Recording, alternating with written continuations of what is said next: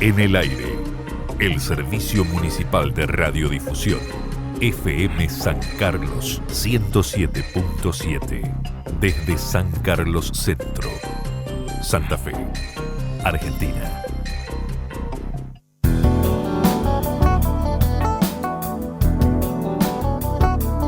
Desde 107.7, Servicio Municipal de Radiodifusión, como todos los días miércoles estamos en contacto con aquellos que están preocupados por la autoproducción de alimentos, por la producción agroecológica de los mismos y en consecuencia preocupados por el ambiente.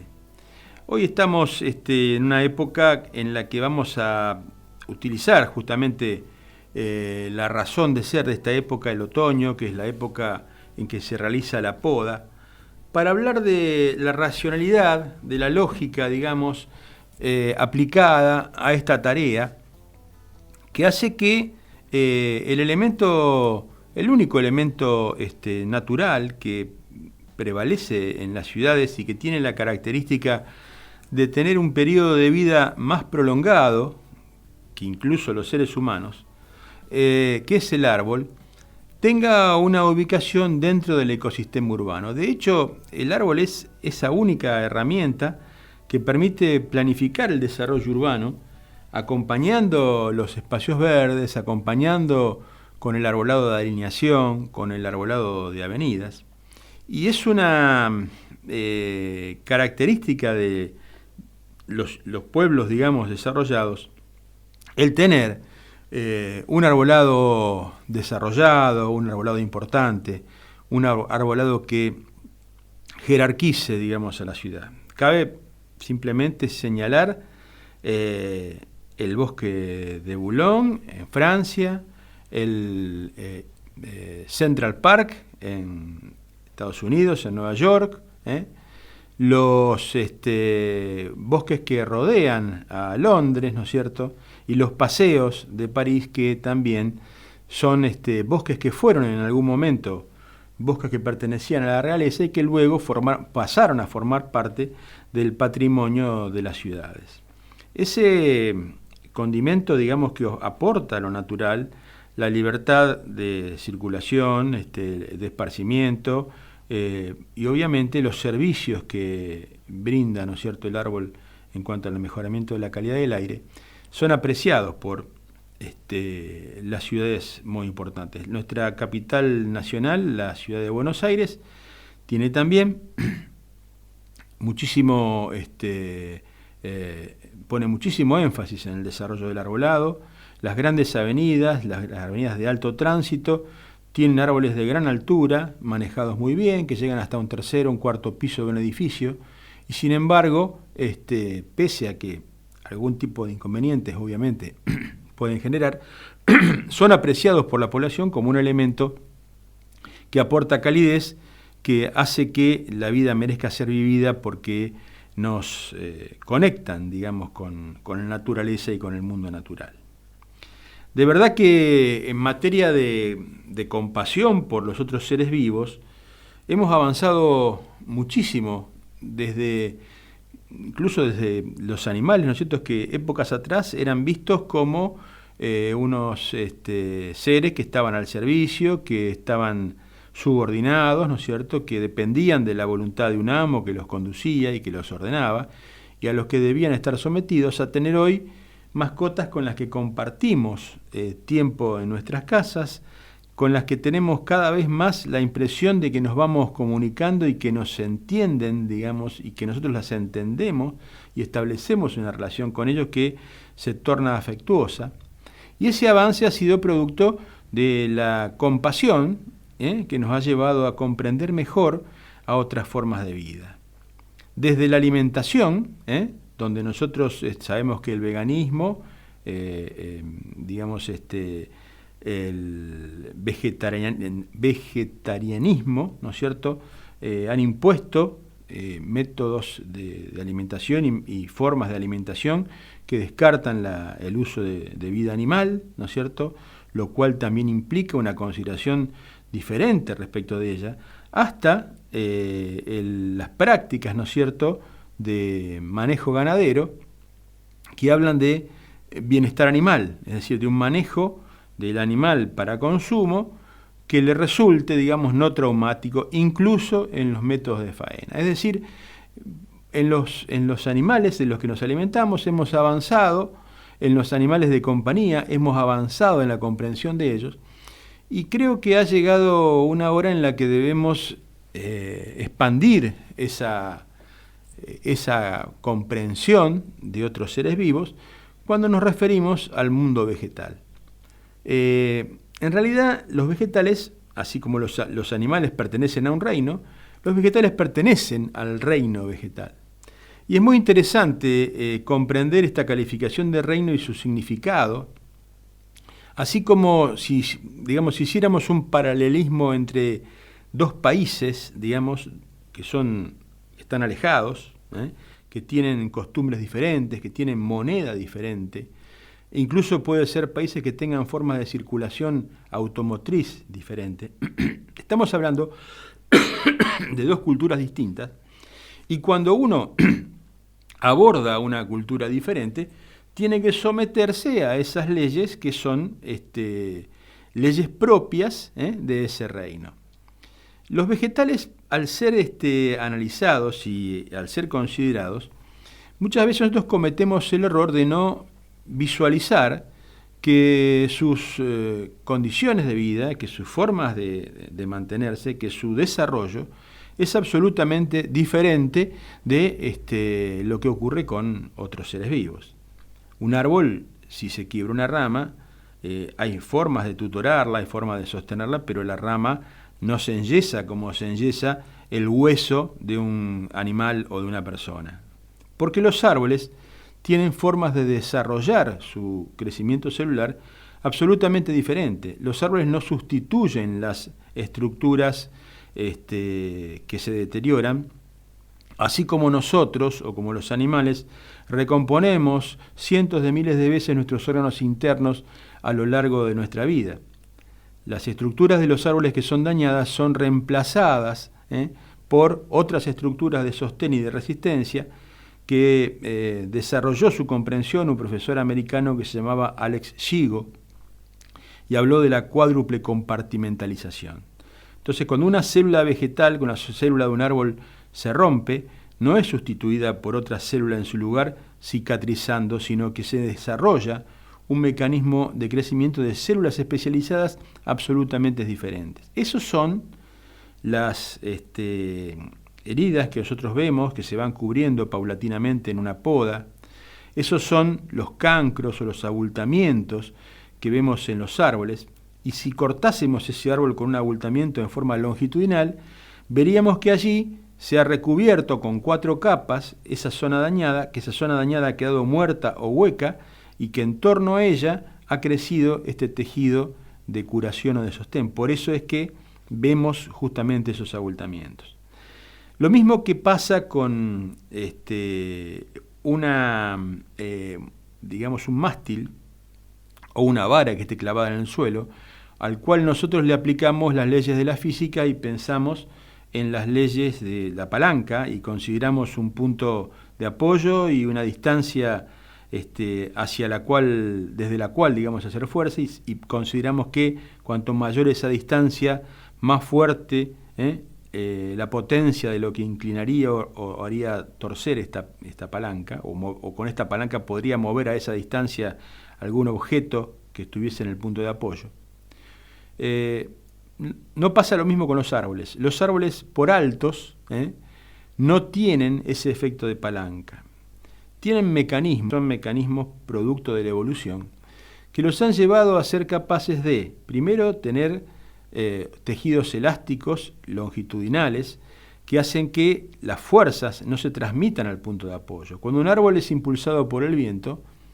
no es transmitido toda la fuerza del viento a la base del árbol, sino que las ramas se encargan con su elasticidad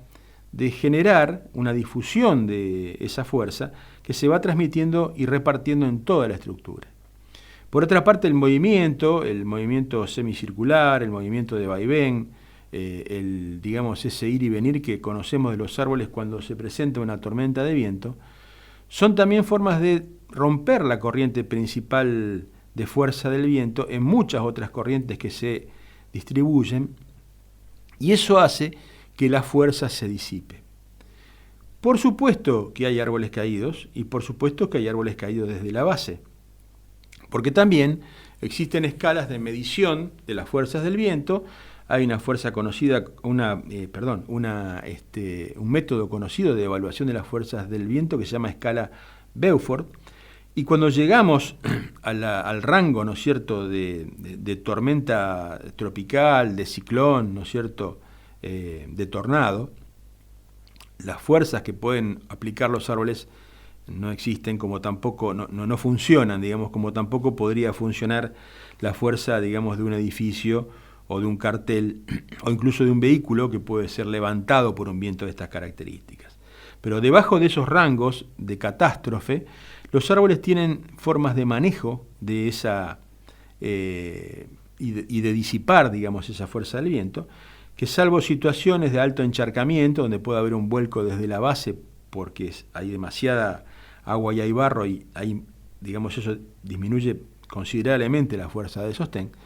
tienen mecanismos de defensa para evitar la caída. Lo principal es reconocer que alto no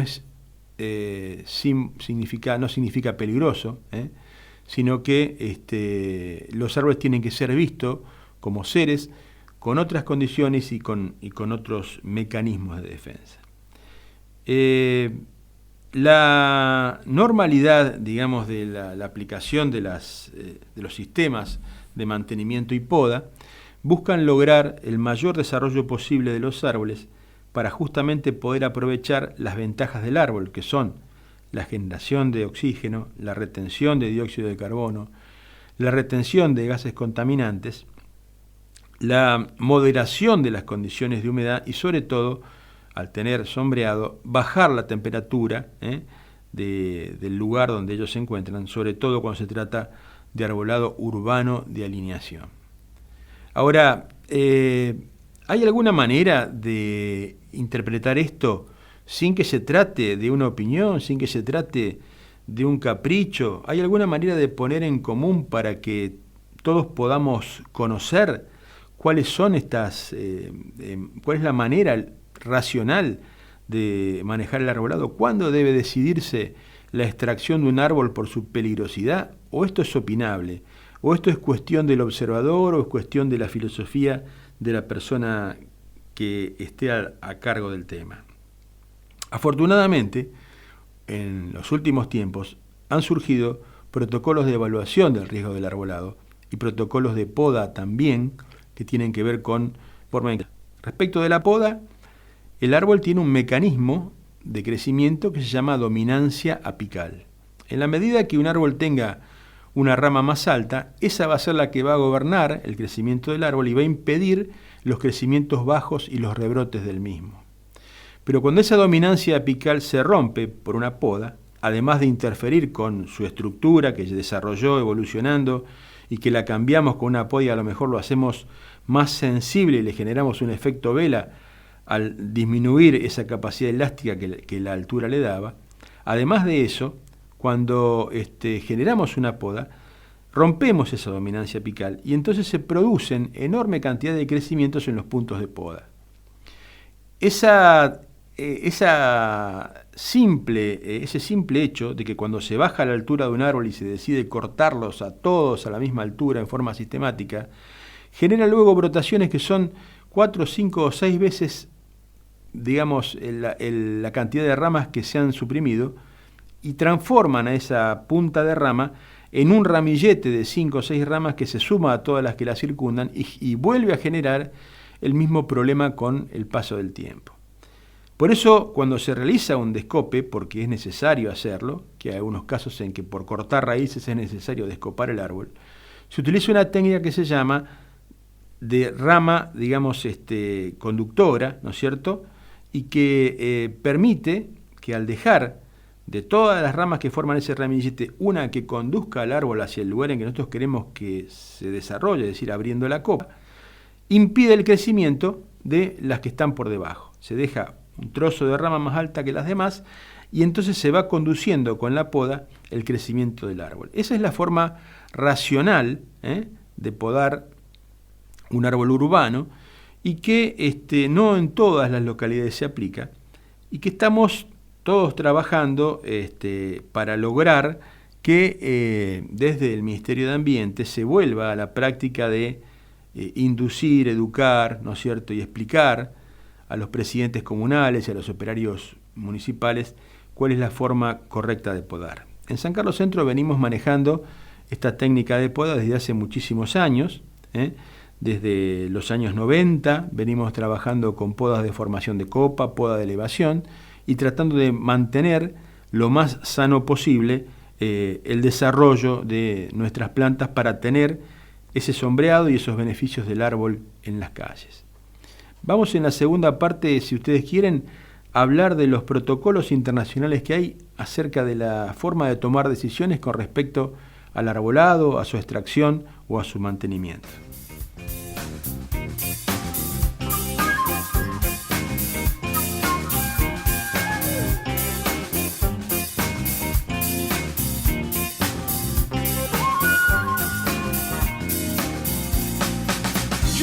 Que no puedo morir por ahora y la razón es que ando muy ocupado, pero suceden cosas diariamente que intentan liquidar mis sentimientos y yo no hago caso, yo no permito que me impidan seguir, yo los invito a que me vean seguir y si lo intento es porque estoy convencido que para lograr algo hay que insistir.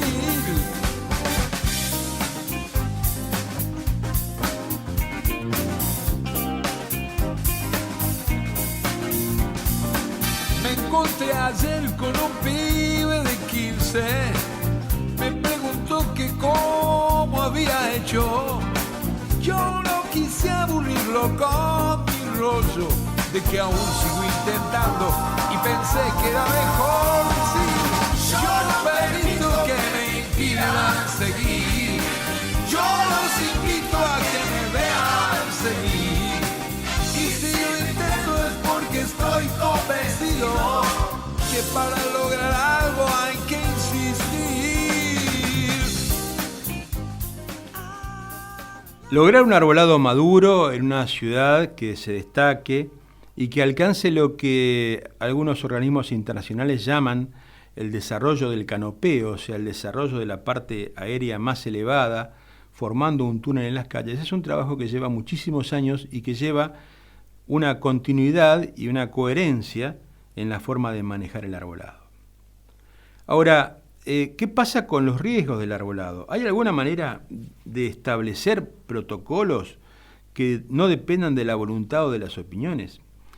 Sí, es así, esos protocolos existen. Hay países que han logrado establecer estos protocolos en todo su territorio y realizan en cada uno de sus poblaciones, en cada una de sus localidades, aplican el mismo protocolo de poda, el mismo protocolo de riesgo, el mismo protocolo de extracción.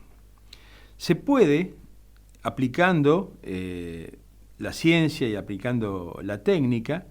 definir cuáles son los momentos en los que un árbol debe ser extraído porque no se sostiene más dentro de lo que es el arbolado público.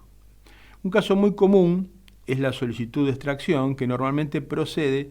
del pedido de que el árbol tiene demasiado desarrollo, es muy alto, es lo que acabamos de explicar. Alto no es sinónimo de peligroso. Pero sí hay indicadores que se pueden tomar que tienen que ver con el ángulo de crecimiento de las ramas. Los árboles y los protocolos establecen que hay que extraerlos. Y sobre todo se tiene en cuenta también, fundamentalmente, la posición de ese árbol. Es decir, si es un árbol urbano, si es un árbol que está en una plaza, si es un árbol que está en la puerta de una escuela o en la puerta de un hospital. ¿Qué quiero decir con esto? Uno puede evitar ir a un parque y colocarse bajo un árbol que pueda ser o no peligroso en una noche o una tarde, un día de tormenta. Pero no puede evitar asistir a un hospital cuando tiene una urgencia y tiene que pasar por ese lugar. Cuando tiene que asistir a la escuela o cuando tiene que recorrer, digamos, la zona céntrica de una ciudad. Ese lugar donde potencialmente puede producirse la caída de una rama o de un árbol completo se llama lugar de diana, digamos diana en el sentido del tiro, del tiro profesional, el tiro práctico, como lugar de caída. Es como si pensáramos en ese lugar como una especie de círculo de tiro, y en función de eso, y en función de qué características de emergencia tenga ese lugar, también se decide más rápido o menos la extracción de un árbol. Incluso se tiene en cuenta la posibilidad de corrimiento de esa diana o ese lugar de caída. A veces un árbol no se ha tenido la precaución, ha pasado que en parques se han instalado juegos infantiles debajo de árboles que son potencialmente peligrosos, y ahí se evalúa qué es lo conveniente, la extracción del árbol o el traslado de este objeto, que podría significar cierto riesgo, teniendo en cuenta que el costo de traslado pueda ser menor que el costo ambiental o el costo práctico de la extracción del árbol. Otro criterio que se aplica internacionalmente es la decisión acerca de cuándo se debe extraer un árbol de vereda porque está generando daños en la estructura de la propia vereda o cuando está generando daños en la mampostería. Las raíces de los árboles que están en las veredas pueden ser podadas con la condición de que simultáneamente se realice una poda de la copa para compensar su altura, evitando que la menor cantidad de raíces genere un riesgo por el alto, digamos, o la altura del árbol. Entonces ahí sí se justifica la reducción de copa con esta práctica que mencionábamos al principio, que se llama práctica de desarrollo guiado o tirasavia, para evitar que el árbol se desmadre luego de podado y que tengamos un cambio en la forma natural del árbol. Está tabulada la posibilidad de que si ese corte de raíces se realiza a 3 veces el radio del tronco del árbol, las condiciones de extracción comienzan a ser seguras, y a medida que uno se aleja de esa distancia y lo puede hacer algo más alejado, las condiciones son perfectas y el árbol no se va a caer a cuenta de que hagamos la reducción de copa. Esto significa que se realiza el agrandamiento de la cazuela, se le da espacio al árbol y se cortan las raíces superficiales que generan molestias. Y además se utiliza una técnica que está practicando desde hace muchísimo tiempo la Sociedad de Arbología de Rosario, que es la colocación de una barrera, de una banda de PVC de 400 micrones, por lo menos 400 micrones, que se pone en forma vertical y que hace de cortina, y una vez cortadas las raíces, cuando llegan a esa cortina de PVC, como están acostumbradas a medir, digamos, con su crecimiento, porque las raíces no crecen, digamos, por tramos, sino que crecen célula a célula. Entonces, para una célula de una raíz, el espacio que hay entre un grano de arena y digamos, el cemento, o entre 2 granos de arena, es infinito y puede crecer perfectamente allí. Por eso es que nosotros vemos que cuando se le hacen a los árboles contenciones de cemento, estas son rasgadas. Por eso los árboles rompen las piedras, ¿no es cierto?, en las montañas para desarrollar sus raíces. En cambio, la estructura del PVC, que es cerrada, que no tiene humedad, es leída por el árbol como impenetrable y en consecuencia comienza a desarrollar raíces hacia la parte inferior. Esto que estamos comentando no es idea de quien habla, sino que pertenece a un protocolo que se generó en los Estados Unidos, que tiene un nombre en inglés que es hasta un poco difícil de pronunciar, pero baste con decir que es un protocolo de manejo de riesgo del arbolado, y que está absolutamente aprobado por todos los estados de Estados Unidos, donde incluso cuando se producen litigios, por ejemplo, un árbol que se cae sobre un auto, si el árbol, digamos, si el municipio, el estado demuestra que ese árbol ha sido mantenido y que no había condiciones como estas que se aplican a todas las partes del árbol, hay protocolos para la copa, protocolos para el tallo, para la corona, para la raíz, ¿no es cierto?, que están, como mencionábamos recién con respecto a las raíces, establecidos de forma técnica. Si el árbol cumple con esos principios y ha sido bien mantenido, entonces es un hecho fortuito, un hecho de desastre, y el seguro se hace cargo. Cuando no es así, cuando el árbol tenía algún defecto que puede ser demostrado que no ha sido advertido a tiempo o corregido, el seguro se libera del pago del mismo. Este protocolo de riesgo en arbolado tiene varios capítulos que tienen que ver con el riesgo de arbolado en construcciones, el riesgo de arbolado para personas que realizan tareas de trepa, cuando se trabaja en el arbolado forestal, donde también se tienen en cuenta estos parámetros,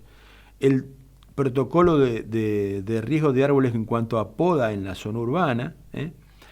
y una serie de capítulos más que lo definen y lo describen completamente. Esa habilidad de interpretar estas condiciones que están tabuladas de estos protocolos es la que permite el manejo seguro del arbolado de una ciudad. En San Carlos Centro estamos aplicando estas condiciones, como decía recién, desde hace más de 20 años, y por eso es que tenemos la posibilidad de disfrutar de un arbolado maduro, de un arbolado crecido, y vamos trabajando permanentemente con los vecinos para tratar de sostenerlo, para tratar de evitar las molestias que ellos generan, corrigiéndolas de la manera que corresponda.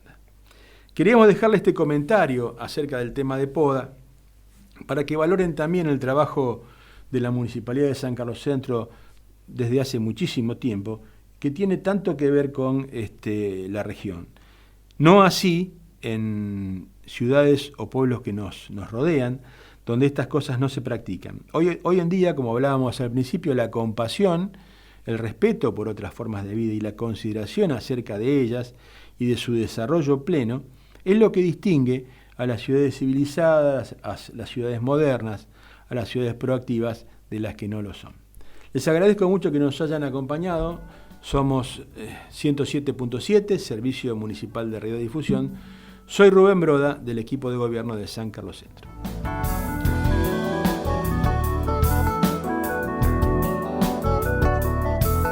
En el aire, el Servicio Municipal de Radiodifusión, FM San Carlos 107.7, desde San Carlos Centro, Santa Fe, Argentina.